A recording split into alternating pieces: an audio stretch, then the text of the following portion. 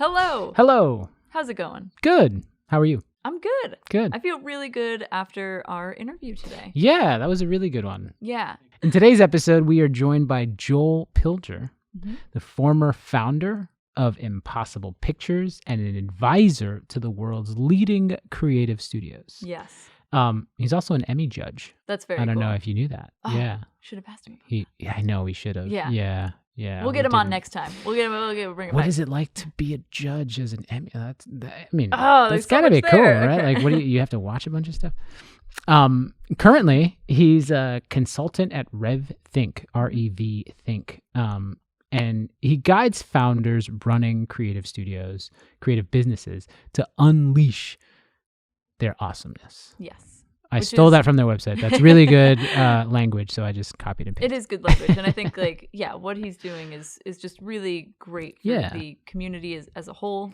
And our industry, I think, there's a lot of folks who just jump in, and there's really never been sort of an infrastructure for becoming a creative business owner. Or maybe there's a business track for regular businesses, manufacturing, hospitality, whatever. But creative businesses are very different. They are. They always have specific needs, and I think there's something that's important to be teaching creatives. Usually, we started that ourselves in our journey. We started as creatives, and then we were like, "What's this business thing? What are we doing?" Is that business that's back there that's been attached this whole time? The whole time. Did I mention that he also runs RevCommunity? Yes. Which is a whole platform. It's an online sort of society of exceptional creative leaders. They go on there. They share their thoughts. I'm a part of the Rev community. Are you in there? Yet. Oh, you're not in that circle. It is cool. It is really cool. It's interesting. People post questions there. They get answers. It's like the hive mind of all creative studios. Not all, but I think it's many, like 500, 600 people now. That's so awesome. That all contribute to answers, questions, and just there's a ton of really cool discussions going on. Yeah. So I think in this episode, like if you're a creative business, this one is really absolutely for you. If you're a creative person who's looking to start their own business or thinking about doing that, RevCommunity is a great place to start. If you're a marketing and communication professional, I would say it's a great way to think about how we're thinking. Like be in our shoes for a second. Come join us. They're comfy. They're comfy learn shoes. A little. Well, they're sometimes they're hard. I guess that's true, but I could Dr. Scholl's, you put some Dr. Scholl's in Yeah. Just for that extra little cush. A little cush. I gotcha. But yeah, so it was a great episode. It was a great conversation, and I think we really hit on some really important notes that might be super helpful for people to learn and understand. Yeah. So without further ado, let's get into it. Let's do it.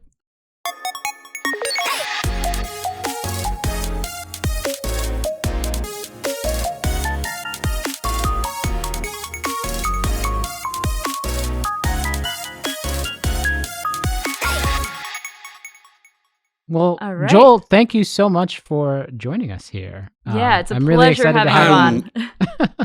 Oh man, I'm so excited to be here. I'm glad we get to do this. Yes. It's about time. So really. we have many questions for you, but I think I'd love to start with, for our audience who might not be aware of who you are and what you do, can you walk us through a little bit about maybe even your past as a studio owner, and more importantly today, what you do now at RevThink? Yeah. Sure. I would say I spent more or less a life being a kind of a creative kid, always entrepreneurial, always doing sort of my own thing. Never really had a boss of much.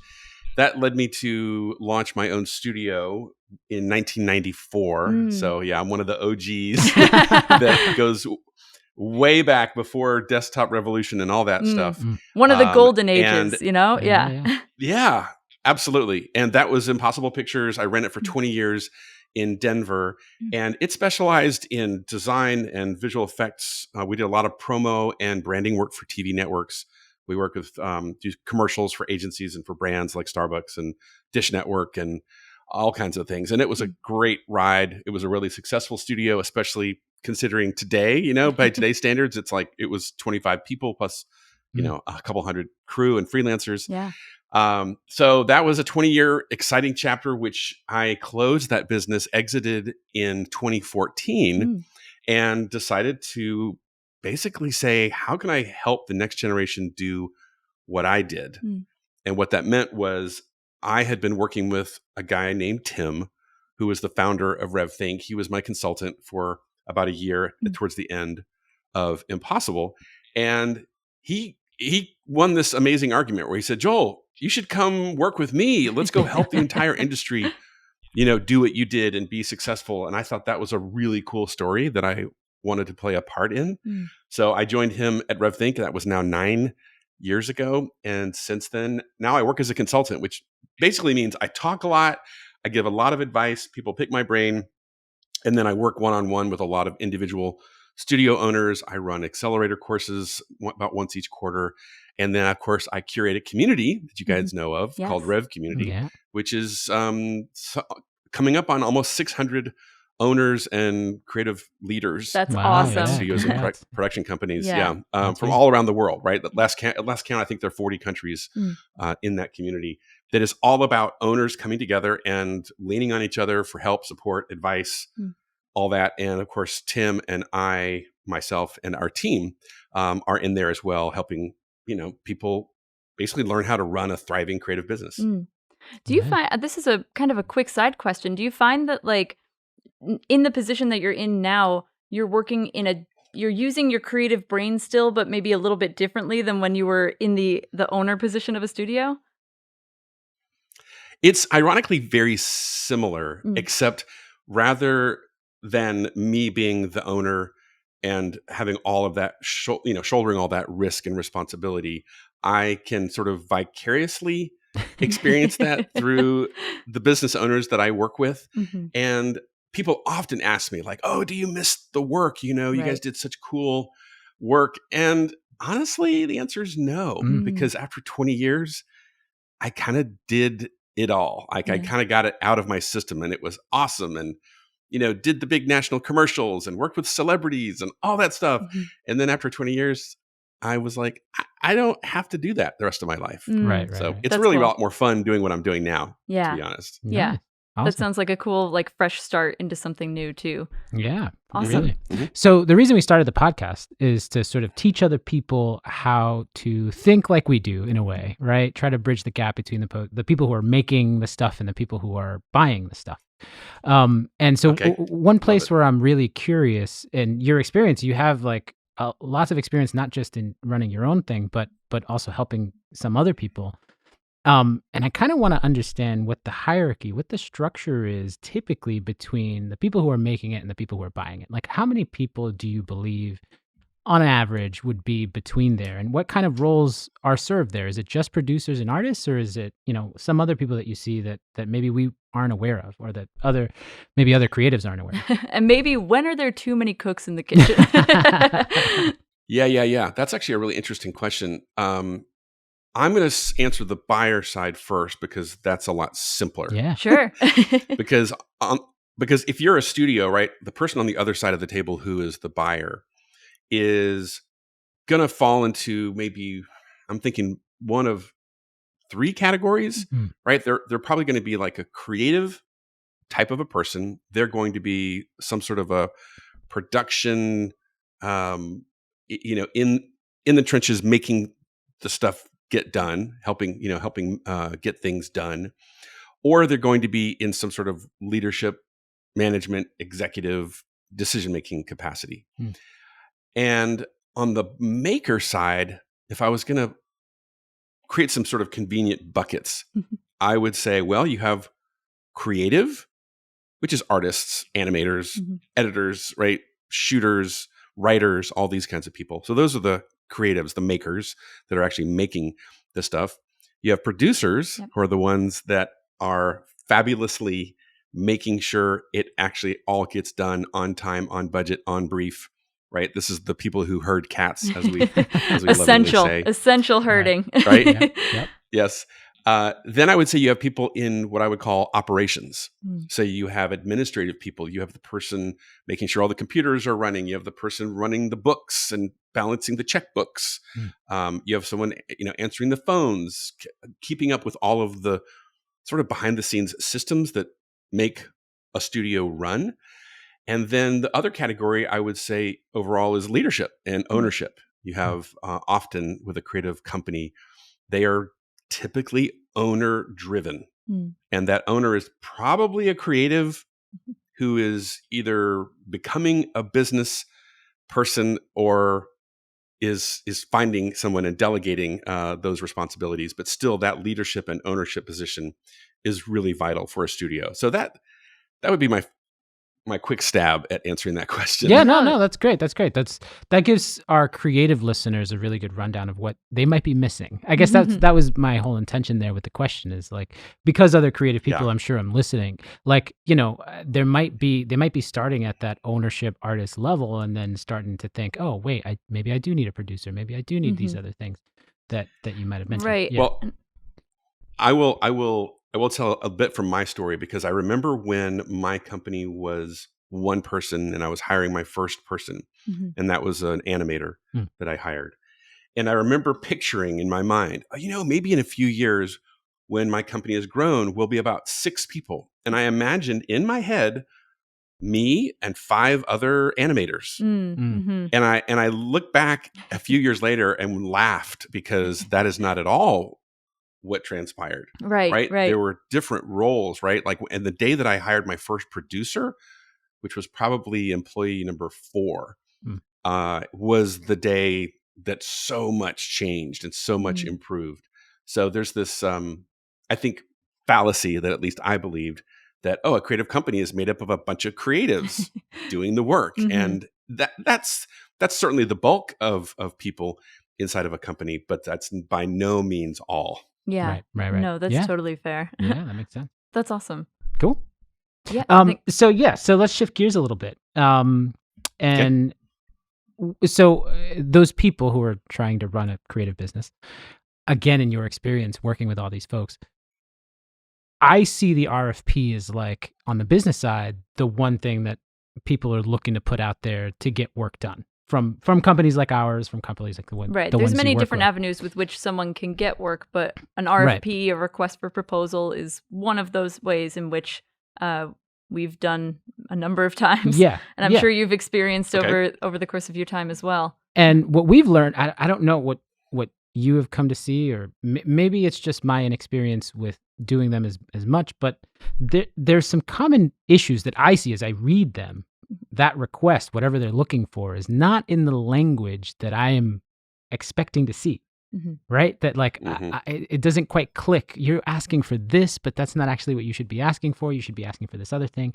So or even as a quick aside story a little bit too, like in an RFP we were doing recently, there was, we were going to partner with another studio to work on this. And I remember in that moment, we were saying that the RFP was requesting to lay out an entire production schedule for what would happen, knowing that, in the back of our minds, we're like, okay, there's going to be a million more questions to actually get to a true production schedule in that sense. So we're kind of doubling the work in that process, right? So So my question really is leading towards like, what can people do to better understand or better write an RFP or something like that? Like how can we help people write better things? Like, I guess that's where I'm coming from. Yeah. How can that's a hard question. Yeah. Well, and I don't think you're going to have all the answers here. Right. But what are some of the tips that you can give out?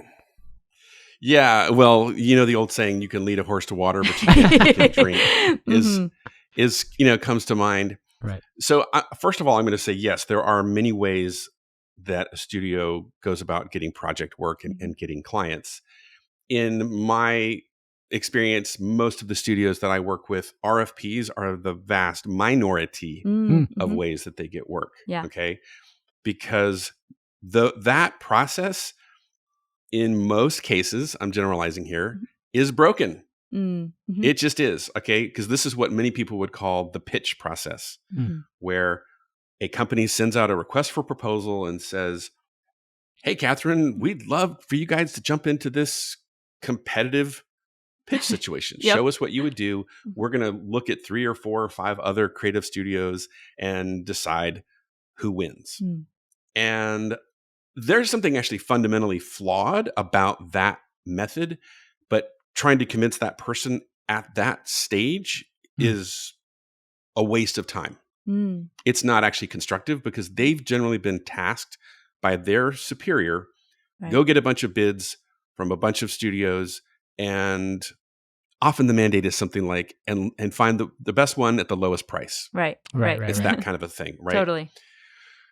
So let's just say this whole topic, we could easily spend an hour I'm sure. to just scratch the surface on this topic. Okay. Because I will say, I found early on in my career that when these RFP or pitch opportunities would come along, when they were smaller jobs, say they were like a 4-figure, 5-figure job, okay, that we would put together some ideas and some information and present it, and we'd get the job. And it was like, yay, our idea, they liked our ideas. We move forward. Later, when we started getting into bigger opportunities and bigger clients, we started losing. And it was really painful because when someone like Disney invites you into a $200,000, $300,000 opportunity, man, you go all in. You're like, I want to win this thing. And then when you lose, it's absolutely demoralizing and crushing. Then when it happens to you a few more times, you have to start being really honest and look in the mirror and say, wait a minute, are the clients abusing me or am I allowing myself to be abused? That caused me to do a whole rethink the way that I was going through the RFP and pitch process. That whole method that I ultimately developed is this thing I call derail the pitch, which we can talk more about that. Yeah. But what I would say is the challenge is this. Even though I know when a client comes to you with an RFP, they look really great. They seem really smart. They sound like they have their act together. In most cases, they don't. They're posturing, they're posing, they're hoping they don't look stupid. So they're putting a document in front of you that they downloaded from the internet. They downloaded an RFP template because their boss said, go make something, right? Yeah, exactly. And then they put a bunch of stuff in there and they're trying to sound smart. And then you get it and you're the expert, actually.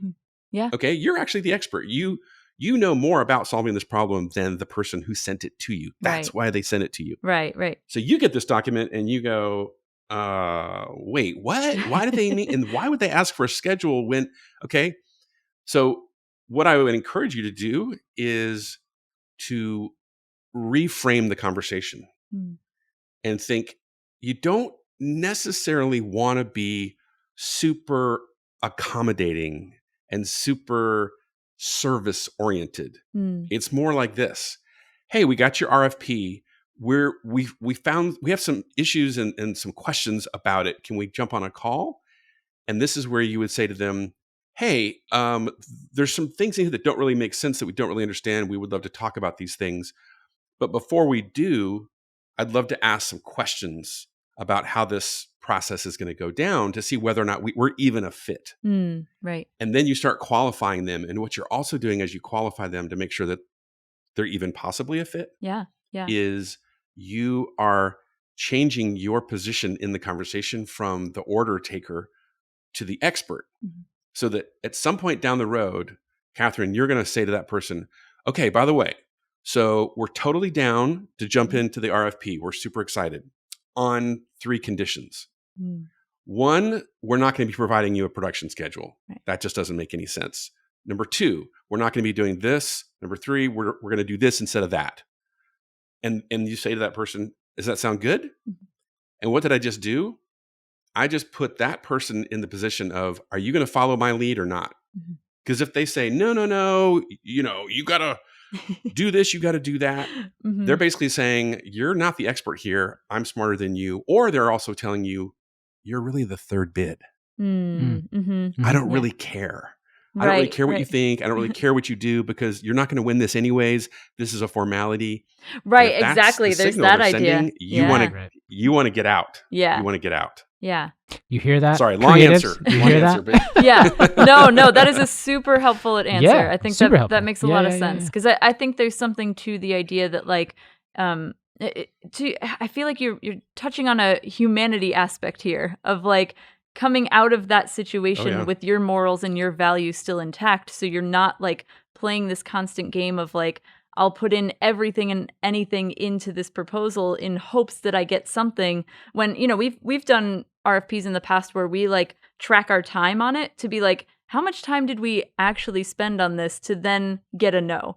And could that time and effort have been put towards anything else? Anything else. Yeah, literally anything else. Yeah. Well, I'll tell you. So first of all, one quick, simple technique I'll share. Yeah, please. Is by default, I want everyone listening that when somebody calls you and says, hey, I want to invite you into this pitch or this RFP, your default response should be, oh, we don't typically jump into RFPs or competitive pitches. Mm-hmm. Mm-hmm. I want you to just practice that, practice that. Just say it until it comes out like smooth as silk. Right. Okay. Right. Like, yeah, we don't normally do that because you want to start putting that person, like start kind of renegotiating this power structure in the relationship. Yeah. The second thing I'll share is earlier this year. So I have out of my 3 different clients that I'm working with personally, there were 3 studios that all went into a big pitch and they were super excited. They were, these were multi 6-figure size jobs pitching against big names, like the Mill and Buck and these kinds of things. Oh, sure. And of course, these are amazing opportunities. And all 3 of these studios lost. And I wasn't able to kind of get into the middle of that process because of timeliness and other things. But here's what happened. After they got the bad news, and I was doing my weekly call with each of these studios, and I was debriefing, and I was asking them questions. The biggest question I asked them was, why do you think that you lost? And they all had these interesting answers. Like, well, we when we were on the call, it was kind of hard to do and say this because of Zoom. Or, we should have put idea number 2 in the deck first instead because it would have flowed a lot better. Or we should have included a thank you page on the deck that said this and said that and on and on and on, And I heard all these things and I just started to get really, really curious. And I asked each one of them, what if you were always the 3rd bid? Mm-hmm. And they had this blank look on their stare, and then they started to realize, oh, I'm like, yeah, you were never going to win that pitch. Right. You were never going to win. I hate to say this to you, but guess what? In every pitch, there's always a favorite. Right? There's a quote that I share in this Derail the Pitch thing that I'm doing from someone at Apple. Okay, ready? Someone at Apple was talking to one of my other clients that runs a studio, and this person at Apple said, oh yeah, when we do these competitive pitches, say with 3 different companies, yeah, we always have a favorite, and the other 2 are just Hail Marys. Oh, wow. Interesting. Yeah. I'm like, whoa, okay, don't you want to know if you're the favorite or the Hail Mary going in? And how would you navigate that process differently?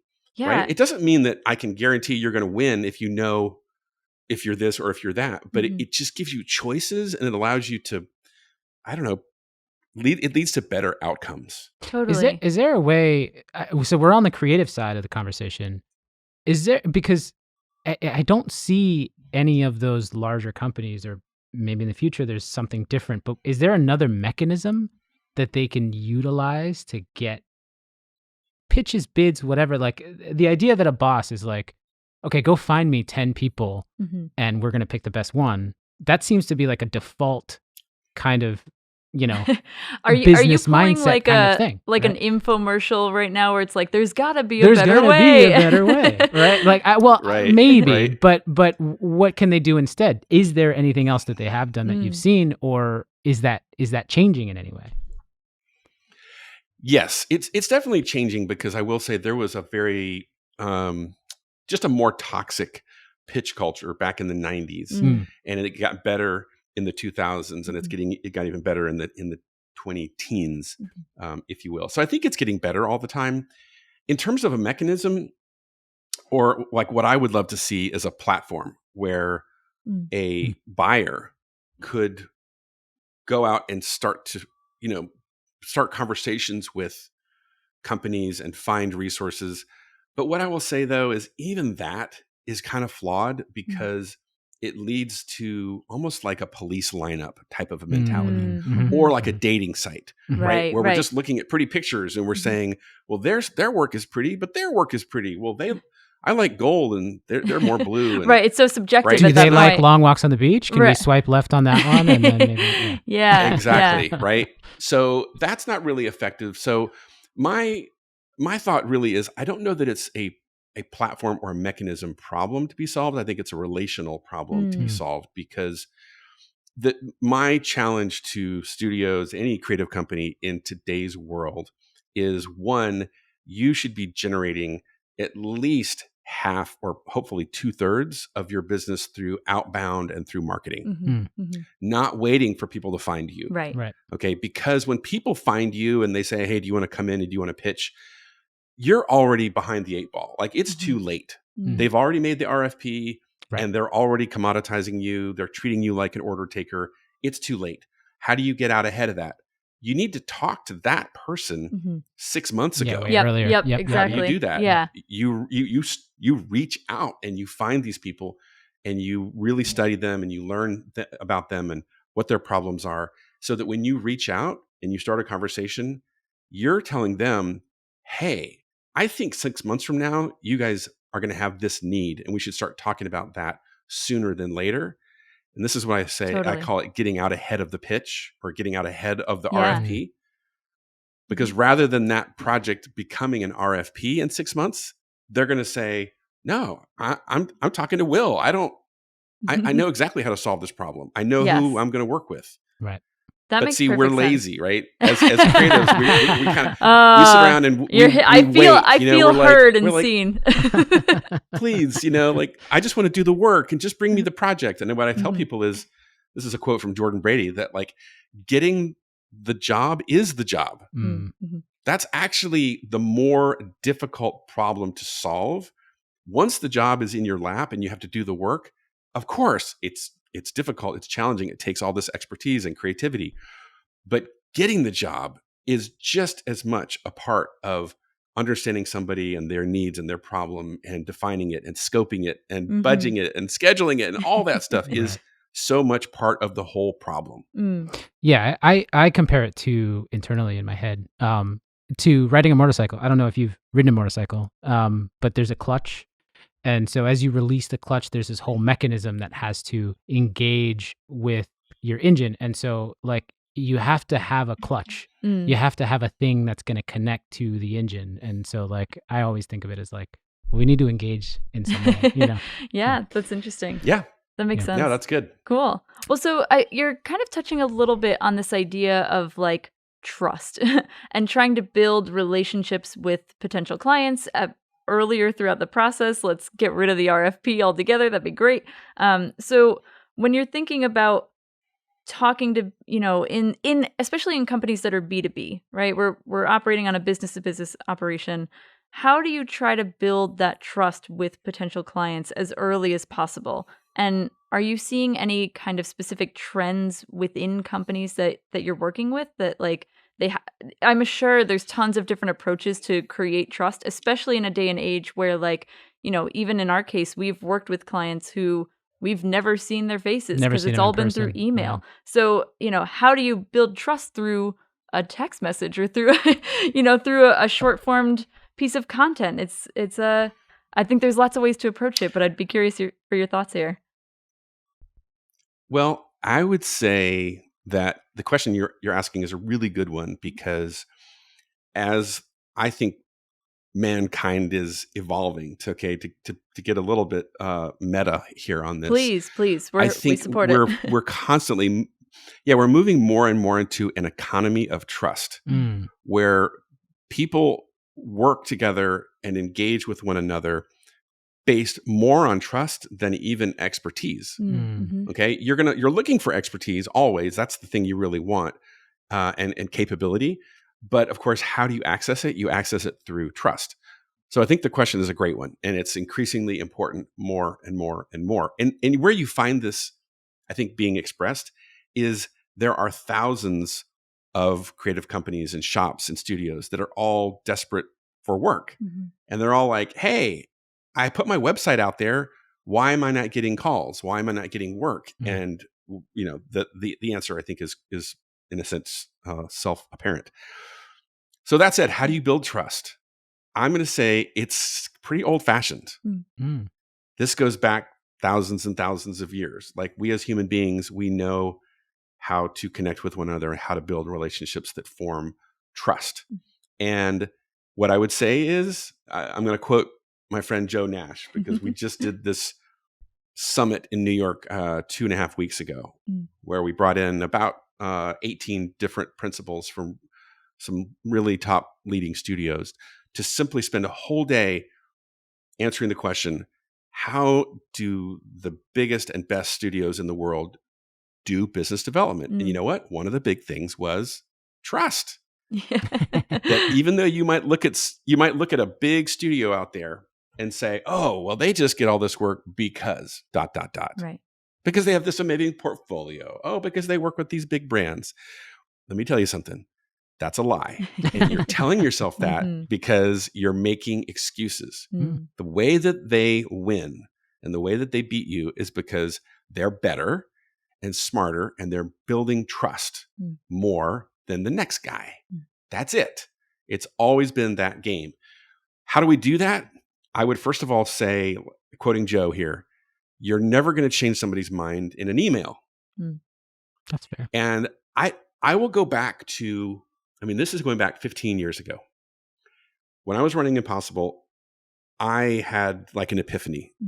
And I said, you know what? I'm going to go to New York City, put myself out there, and see if I can develop some business from TV networks and entertainment companies in New York.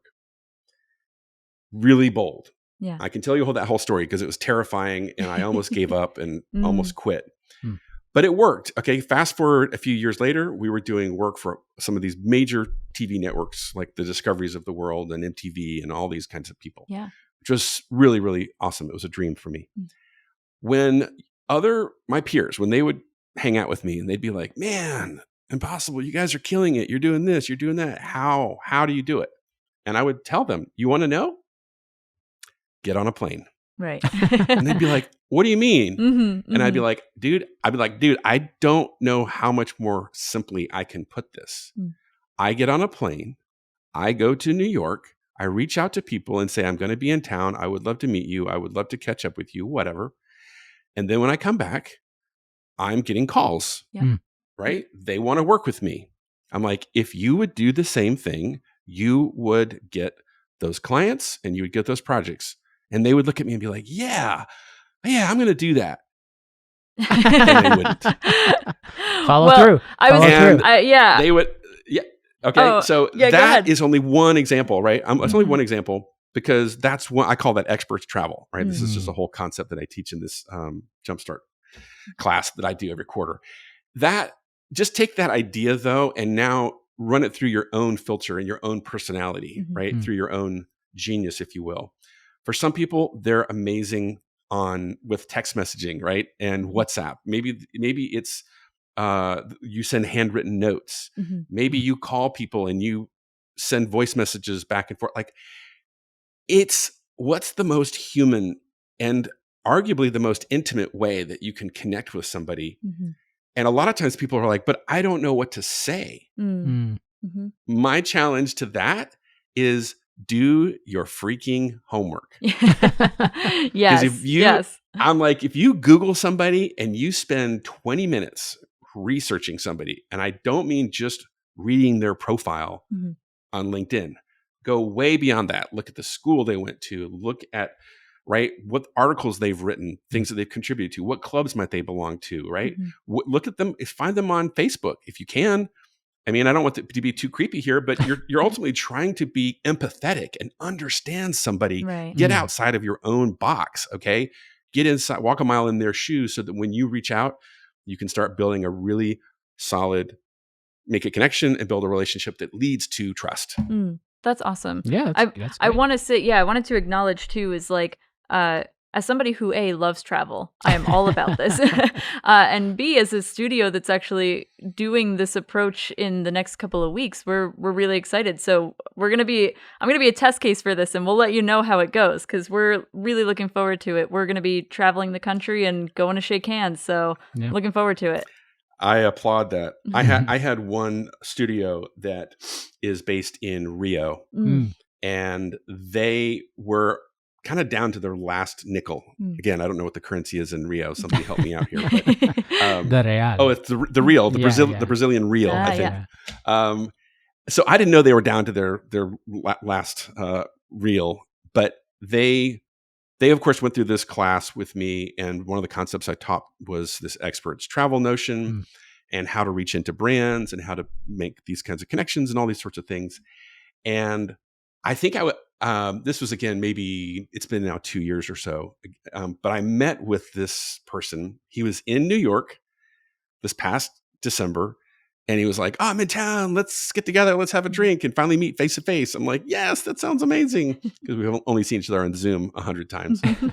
And I remember asking him, I was like, "Tell me the difference between then and now." And he told me this whole story about, well, that was our last bit of money that we invested in order to make this happen because we were broke. Right. Basically, we were doing all of our work in Brazil and had all these problems, small budgets, clients are terrible, etc.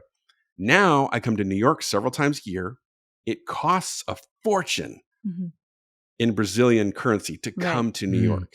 Yes. He said, but on average, the projects that I can win from agencies here in New York are 6 times the budgets that we were doing in Brazil. Right. Yep.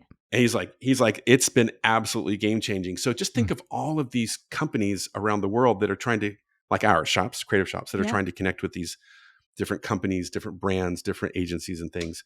There's a ton of opportunity once you decide to put down the stylus, close the laptops, okay, step away from the screen and stop emailing, stop instant messaging, just get out in the real world. Yeah. I can't tell you how many cold emails I get every single day. Hey, we should do this. And I'm like, I never have time to respond. But 2, that's not I don't the even way want to look build at it. trust. Yeah, right. Yeah. Oh, that's so interesting. Yeah. You're hitting on a lot of points, even in I think in our day to day, that Absolutely. we're like, oh yeah, I totally understand that. So I want to look at the other side too. So we're talking about sort of business owners. A lot of the creatives that are out there right now, they're freelancing. They're doing a lot of work on their own. They're becoming business owners without them maybe realizing it. And those creatives now we're saying, okay, go travel, go find some extra work.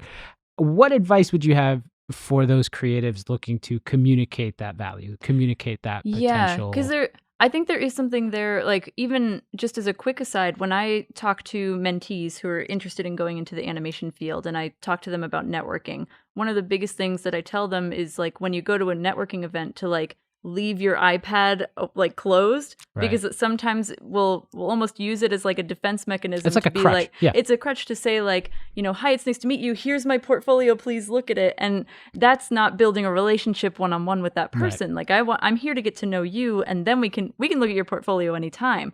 So I think there's something to that if we go travel and then we knock on somebody's door and we say, hey, nice to meet you. Here's our portfolio. Please take a look. That might not be the best strategy. Yeah, you're also putting yourself in the position of saying, my work is at the forefront of my brain when I'm talking to you, rather than saying, who are you? Let me get to know you, this person in front of me. And again, your portfolio, that's going to change over time anyway. So I'm curious what advice you might have. Yeah. Well, it's funny. Often in like marketing and sales, we use dating as an analogy because it has a lot of application. It truly does. And I'm just imagining, right? Like imagine if you were someone who was dating and you're sitting there at the bar and somebody walks up to you and they immediately pulled out a photo album and started showing you pictures of themselves. Yes. Right? Like here's pictures of me. Here's me on my motorcycle, right? Here's me camping. Here's me going on a trip to France last year. Right. And it's kind of like, it's funny. Here's what I would say is, it's not that that's bad information. Right. It's there's nothing wrong with that. It's not what, it's when. Yeah. Mm-hmm. Right. Okay. Yes. It's not what, Yes. it's when. Okay. So it's like, save that for, date number 5 or 10. Okay. Or maybe never pull those pictures out. At some point, it's you like should know at some point what the photos are happening. Yeah. They're not flattering. It's I think it reveals the fact that we're so desperate for connection and desperate for business and desperate to win and all this, that we just get ourselves, I don't know, sidetracked. Mm-hmm. Yeah. We think we just don't know what else to do, so we go here, look at this.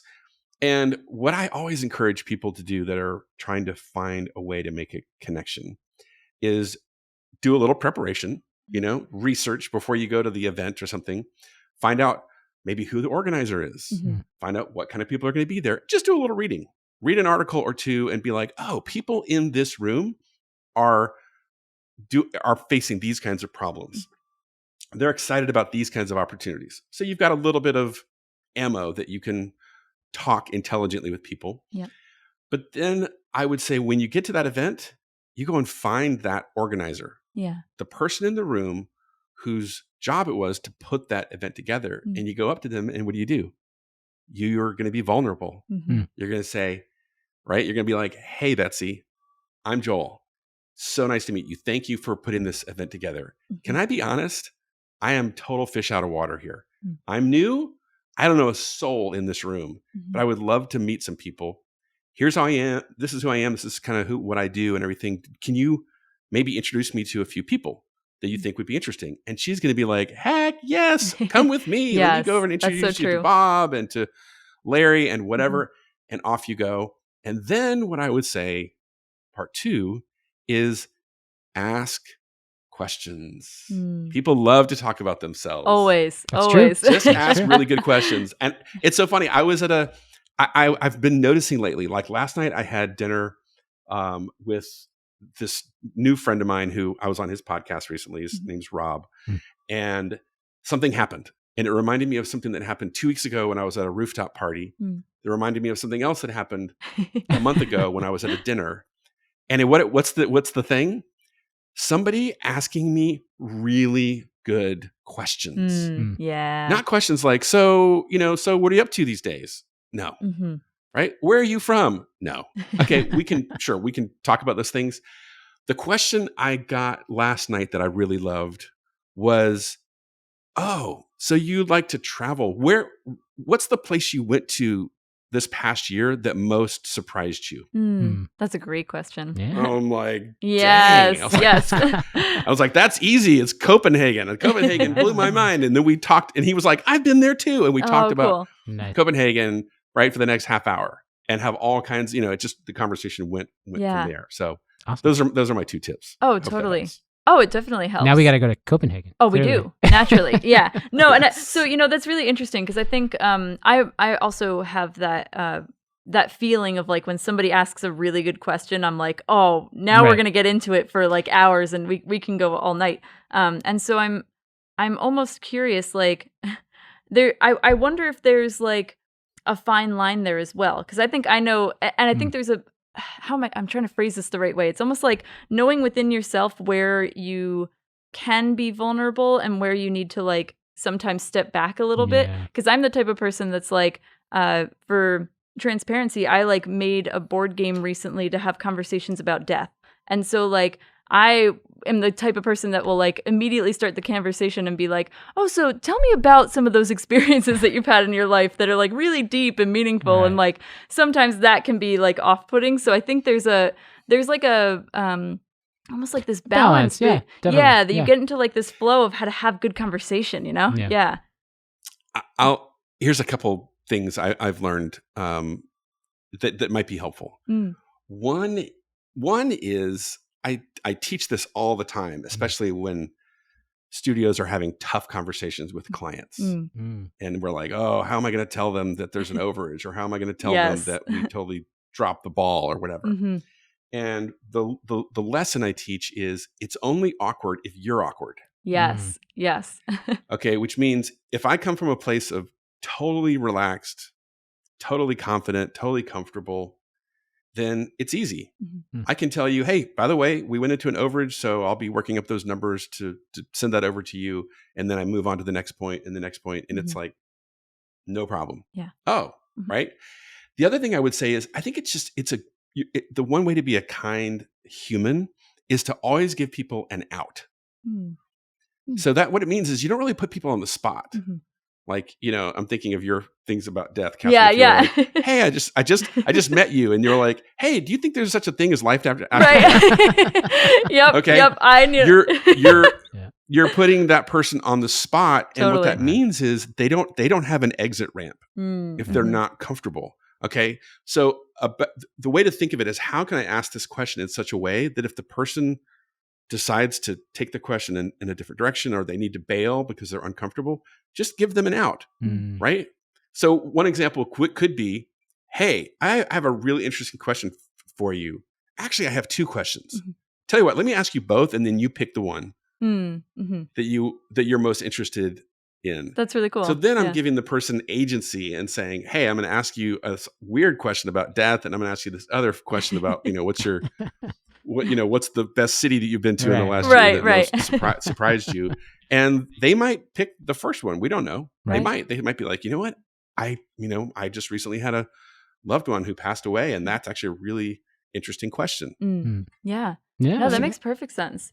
Yeah, I think that's I think there's something there too about like, especially for creative folks who are more on the introverted side, to be like, to start getting comfortable with that idea, it does take some practice, right? Definitely. It takes the effort of like maybe even screwing up a couple of times and like feeling that feeling of like, oh, that was so awkward, I can't believe I asked it that way. But we don't learn unless we go through that process, and it'll get, I believe, for me, I think it gets easier over time, but through practice. As you get older with practice, yeah. But you have to keep that in mind to practice, right? The youngest generation of artists are maybe like avoiding the like outside world and staying in their bubbles. And I don't know. I get the opposite. You feel opposite? Yeah, I don't know. There's times where like, we've worked with interns before, and we've had just like a lot of the interviewing process now for the younger generation has been so different than when I started and was getting interviewed, because they ask me very honest and real questions about like,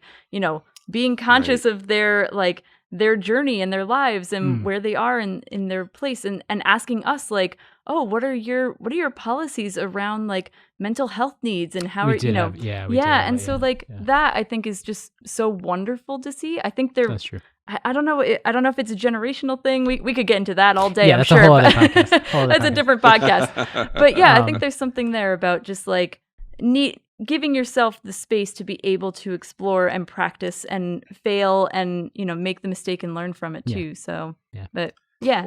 Well, also don't lose sight. Also, sometimes it's fun to just play a game with yourself and gamify those situations. Yeah. So if you walk into a room and you're kind of like, I don't know if I'm really comfortable here, you just play a game with yourself. You say, okay, Joel, you've got 30 minutes to meet 3 people, and then you can bail.